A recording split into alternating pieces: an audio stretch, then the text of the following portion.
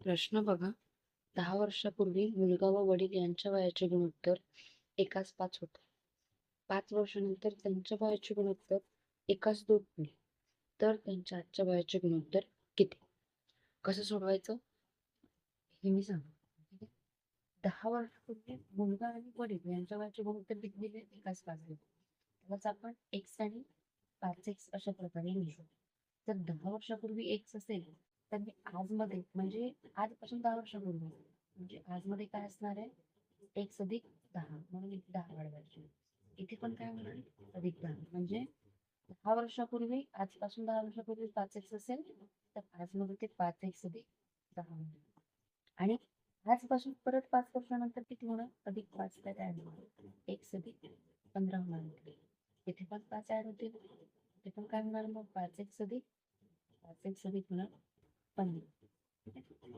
आणि प्रश्नात काय सांगितलं की 5 वर्षानंतरच्या त्यांच्या वयाचे गुणोत्तर एकाच 2 होईल. म्हणजे हे जे 5 वर्षानंतरचं त्यांचं जे वय आहे मुलगा आणि वडिलांचं एक्स अधिक 15 आणि घराघरात 5x अधिक 15 याचं गुणोत्तर किती दिलंय? एकाच 2. याचा काय करायचं आहे आपल्याला? तिरकस गुणाकार. ठीक आहे. तिरका गुणाकार करा. 2 गुणाकारात काय? एक्स अधिक 15 आणि इथे काय होणार? 1 गुणाकारात समजा 5x अधिक 15. इथे किती? 2x अधिक 15 बरोबर इथे राहणार 5x अधिक 15. मग इथे x एका बाजूला किंवा हे आकडे एका बाजूला जाईल. 30 वजा 15 हा 15 इकडे आल्यानंतर वजा होईल आणि 5x वजा 2x. ठीक आहे. इथे राहणार 15 आणि इथे राहणार 3x. इथे आपण x बरोबर काय करू शकतो? 15 हा 3 आहे, 15ला भागाकार 15 15 3. x बरोबर 3 x ची आपल्याला किंमत किती मिळाली? 5 मिळाली. मग आपल्याला काय विचारलं? त्यांच्या आजच्या वयाचे गुणोत्तर विचारलं. आजचं आपलं इथे काय आपण व्हॅल्यू काढली आजची? ठीक आहे. आजचं वय काढून घेऊ. जसं आजचे वय एक्स अधिक 10.